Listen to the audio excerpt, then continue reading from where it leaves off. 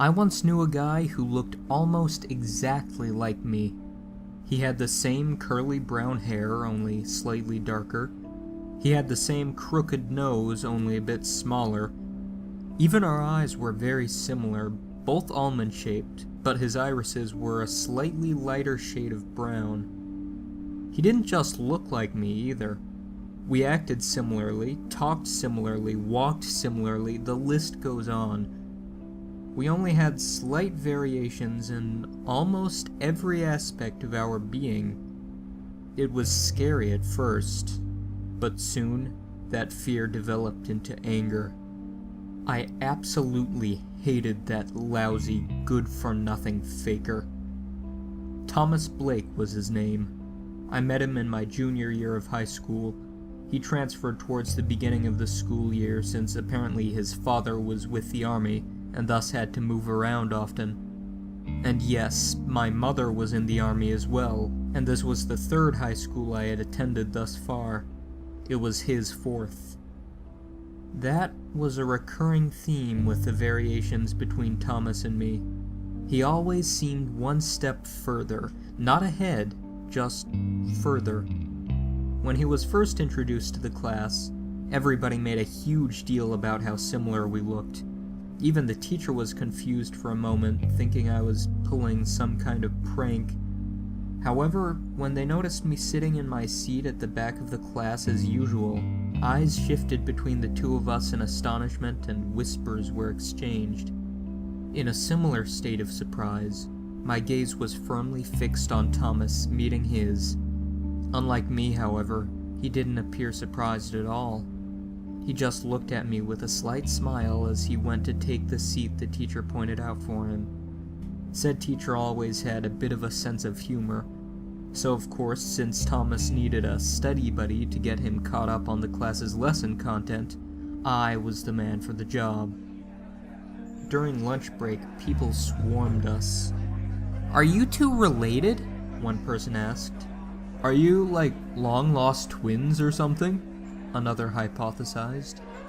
All sorts of theories were thrown around. Maybe we were clones who'd escaped from a secret laboratory and gotten separated.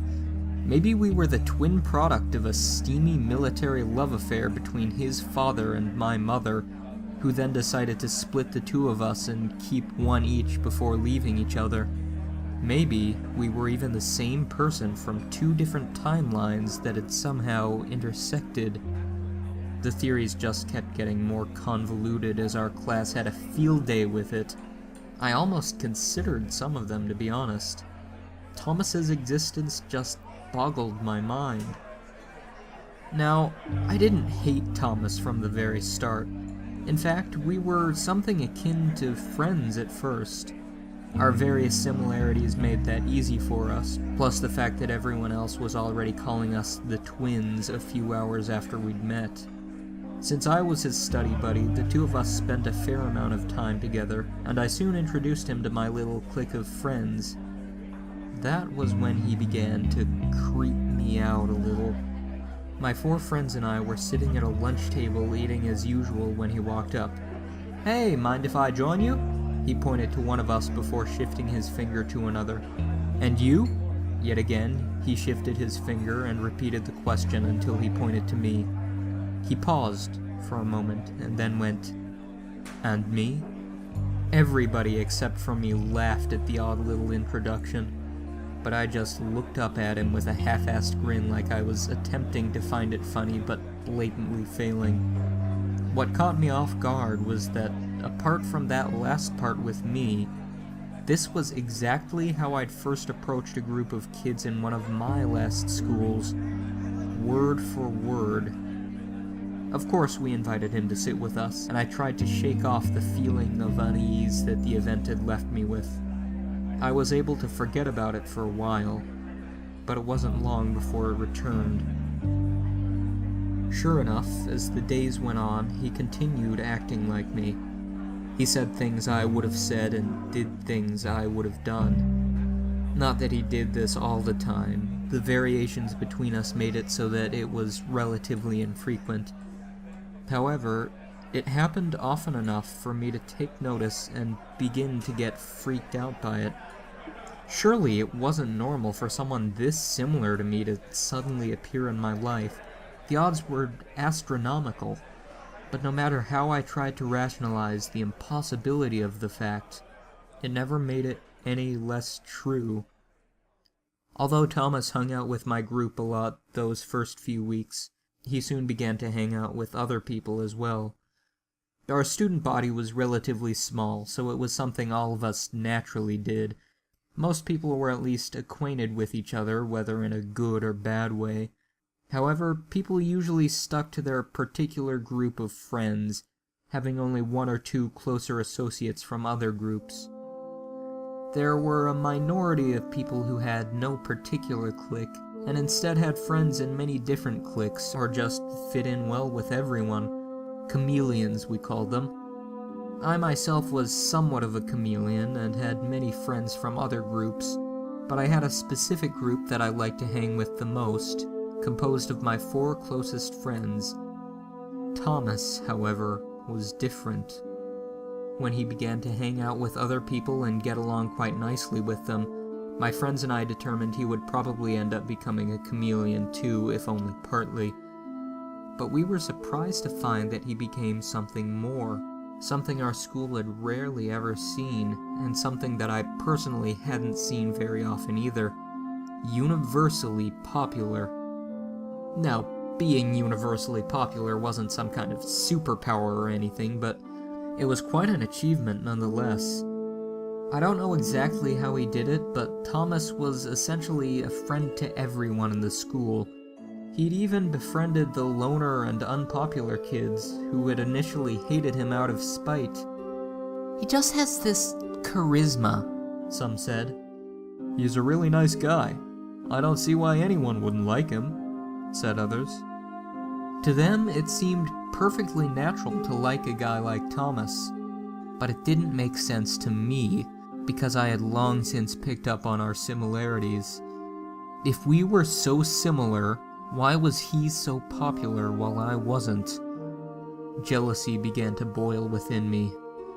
What did he have that I didn't? I just couldn't understand it. But as I observed him and spent time with him, I realized I had been so focused on the similarities between us, I had failed to notice the variations. They ended up making all the difference. Thomas was more confident. He was slightly more handsome, had higher grades, and had a bit of an accent since he had lived in England for a time.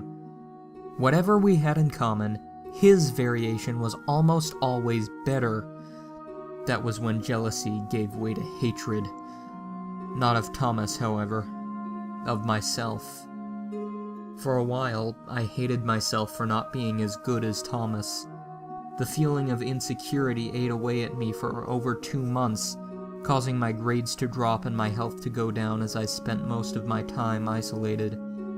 Friends tried to comfort me to no avail. My family tried to get me to see a psychiatrist or a therapist, but I refused. I looked to the internet for help with what I had come to believe was probably some form of depression, but despite all the good and bad advice, none of it seemed to change anything.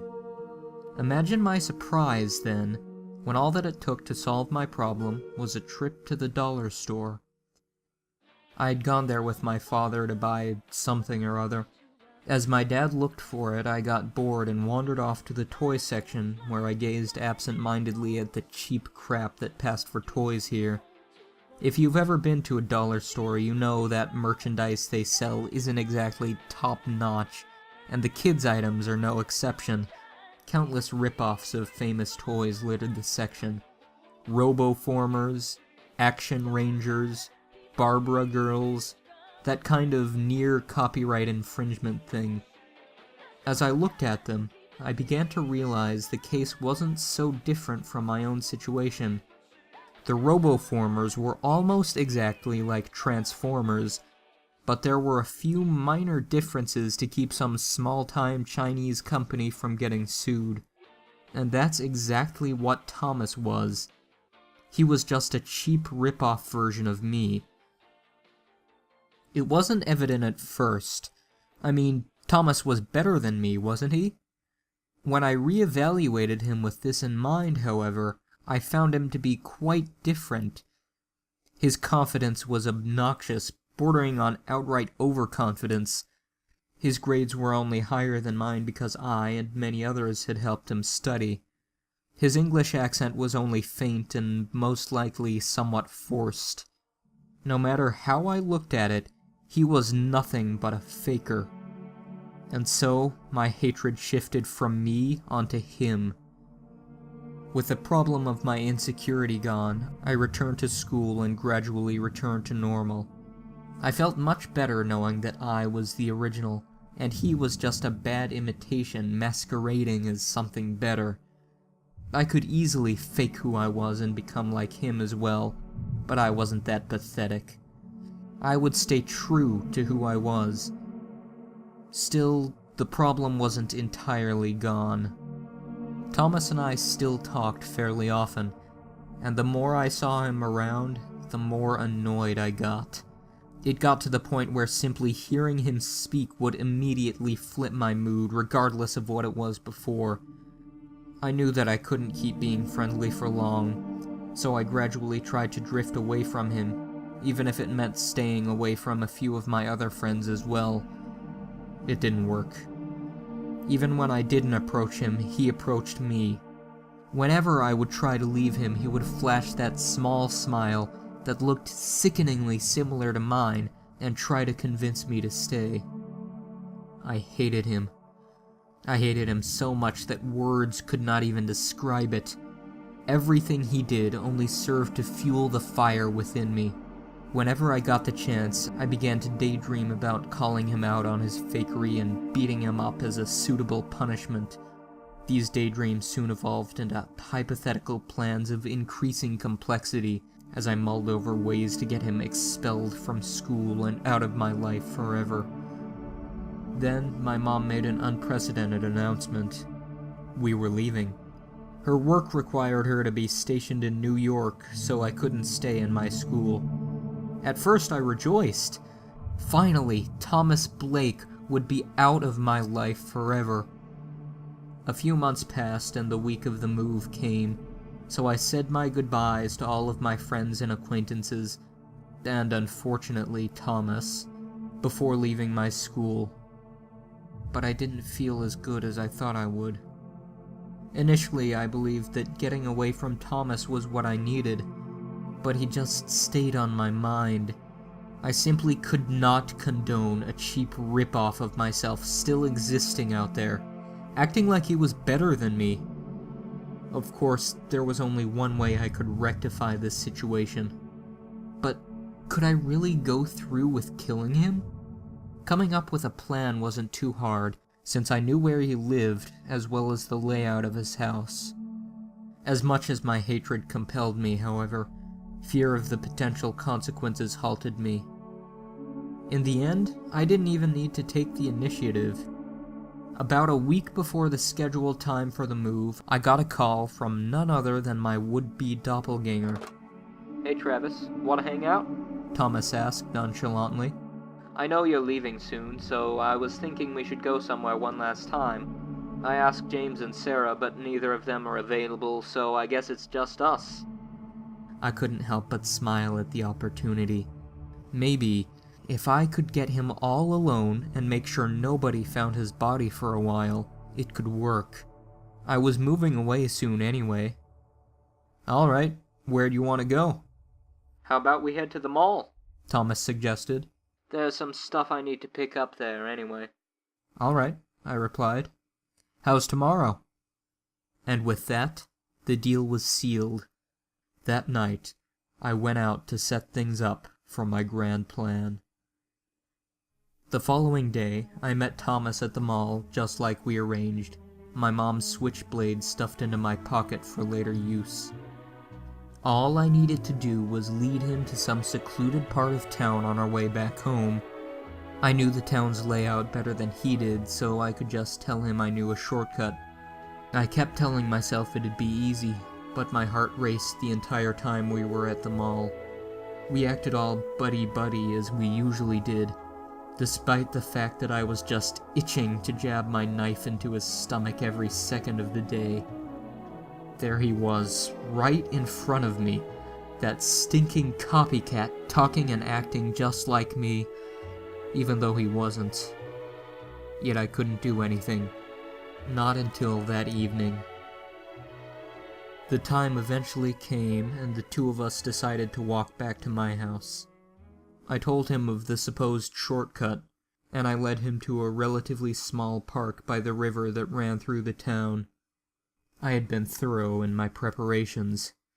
The previous night, I'd buried 100-pound weight and a rope underneath a thicket of trees nearby, so that I could eventually tie him up and throw him into the river after killing him. There were some rowboats tied to the docks a little ways away from the park, so I could simply steal one of those, row a little further upriver, and dump the body. Lastly, actually killing him wouldn't be a problem either. I'd received a little hand-to-hand combat training from my mom, so I knew the quickest and most effective ways to end a life. As the cool autumn breeze stung our faces, we walked up into the park. I expected Thomas to be surprised and presume we had gotten lost or something, but he did nothing. He just stopped at the riverbank and stared into the river.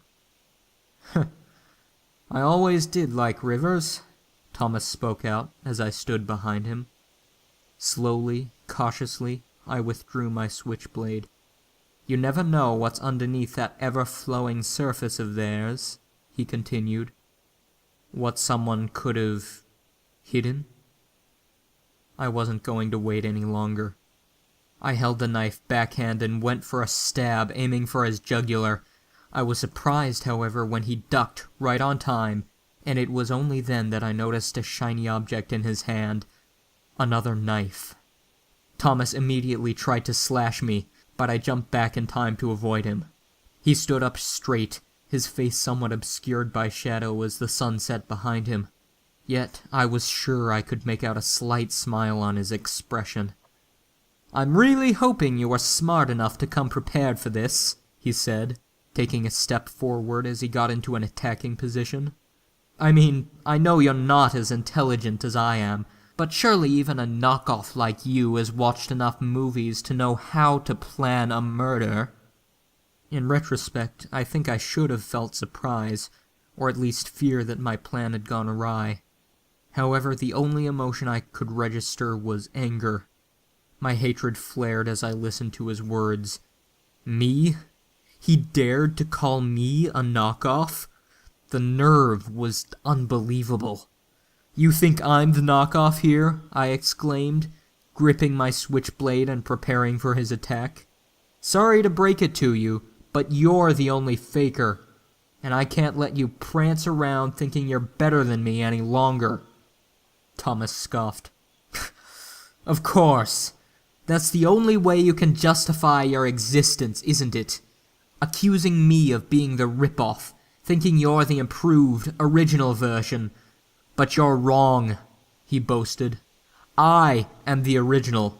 I am me, and you are just a lowly, imperfect copy trying to be me. Maybe if you were a complete clone I could condone it, but the fact that a piece of trash like you, who is inferior in every way, is out there, that's something I cannot allow." He stepped forward, taking a jab at me with his knife. I swiped it to the left with mine before taking the opening and sidestepping to the right, slashing once again at his throat. He tried to jump back, but my knife still managed to cut deep into his shoulder. Blood spat out onto my clothes, and Thomas roared as it continued to leak down his arm. "Fuck!" he exclaimed as he gripped his shoulder with his free hand.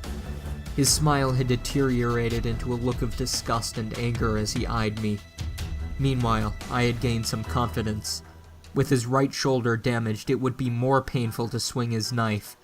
I had gained the advantage. "You fucking trash! How dare you!" Thomas roared. I gave a slight smile. "Isn't it obvious? Because you're nothing but a second-rate imitation. I'm the real one here," I informed him. "It stands to reason that a piece of shit like you wouldn't even be able to touch me." Yes, I could see it now. Why was I even angry in the first place? This pathetic copy with delusions of grandeur couldn't touch me, his better counterpart. Yeah, keep talking. I've heard it all before, Thomas spat. But surely, even you see it. You're just worse than me in every way. Unlike you, I've proved myself. I've gotten rid of trash like you before, and I'm not afraid to do it again. I scoffed. He was just talking nonsense now, probably trying in vain to convince himself that he was real. Deciding to go on the attack this time, I reached down and grabbed a handful of the rocks lying on the riverbank. I threw all of them at Thomas, and he instinctively used his arm to shield his eyes. That was when I lunged, aiming for his right arm in order to incapacitate him. I wasn't fast enough, and he was able to parry my slash before quickly grabbing my wrist with his free hand. Holding it in place, he lifted his knife up, but as it came down to strike my trapped arm, I grabbed his wrist just in time. With the two of us now locked this way, we began to push each other back and forth, struggling to hold our footing on the rocks beneath us. "You'll see," Thomas grunted as he pushed. "I am the original. I waited this long so I could prove it again." He pushed against me, knocking me onto the ground. He was now on top of me and pushing his knife ever closer to my chest. But still, for some reason, I felt no fear. I had nothing to worry about from him, I knew. Thomas, however, looked far more agitated than when we had begun this little duel.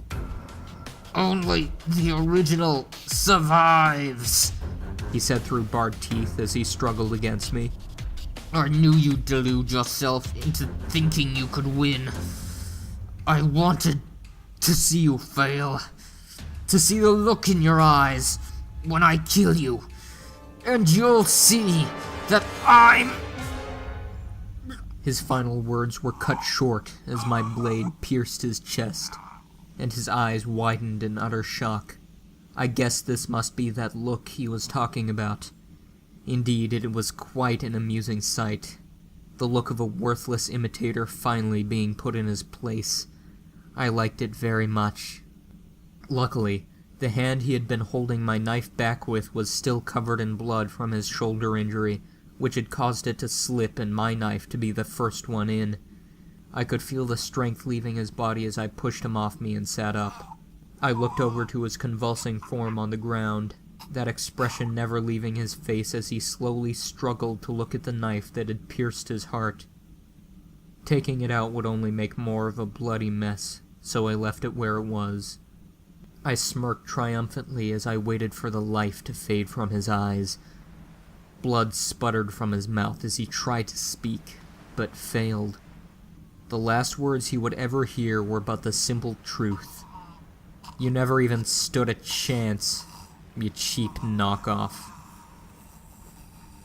The rest of the procedure went smoothly.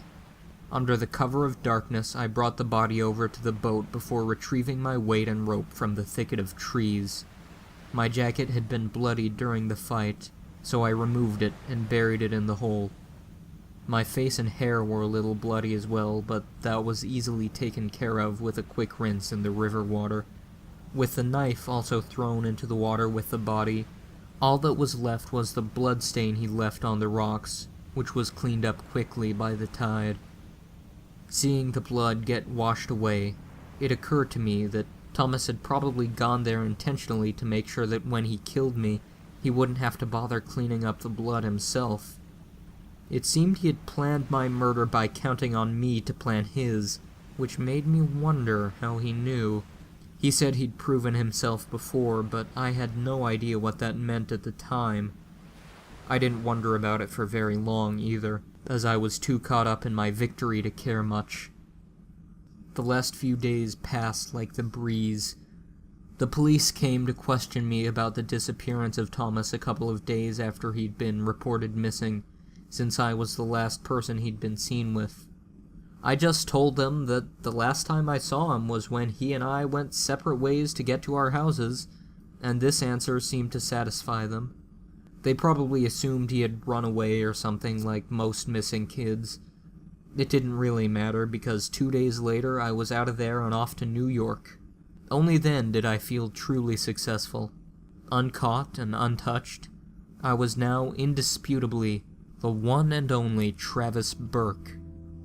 That summer was probably one of the best of my life. With my identity now to myself, I felt far better than I ever had before, and it showed. I began attending a youth group at my new local church and made friends with the people there. It was surprisingly easy, far less awkward than it had been before. Of particular interest was one girl, Leslie, who would later even become my girlfriend after I worked up the nerve to ask her out. The people from the youth group quickly introduced me to the other friends, and it wasn't long before I was well acquainted with everyone in most of their social circles. Things were going better than they ever had before. The entire time, though, a lot of the people kept saying something odd. "I swear I've seen your face somewhere before," they would always tell me upon meeting me. It troubled me because I thought news of Thomas Blake's disappearance might have gotten widespread enough to reach the next state over. Of course, this wasn't the case. In hindsight, I probably should have known what the real cause was. And so, I stand here today. As I enter my new classroom today at the beginning of my senior year, my eyes scan the room full of students. I take in the faces of those I don't recognize, making mental note to talk to them later. Then I look over the ones I do know from last summer, and my eyes rest on one particular young man who's looking back at me with a surprised expression. I'd glossed over him earlier, having recognized him all too well despite never having met him. He has slightly lighter brown curly hair, a slightly larger crooked nose, and even almond-shaped eyes with a darker tint to the irises chocolate brown. It isn't long before the rest of the class notices, and eyes begin to shift between the two of us as whispers are exchanged. I'm less surprised about this than I think I should be, really. Realizing what Thomas must have been talking about the day I killed him, I can't help but smile slightly. It doesn't matter what he said, though. Unlike him, I am the original, and I know it. I couldn't be killed by Thomas, and I certainly can't be beaten by this guy either. He's just another knockoff that I'll have to put in his place.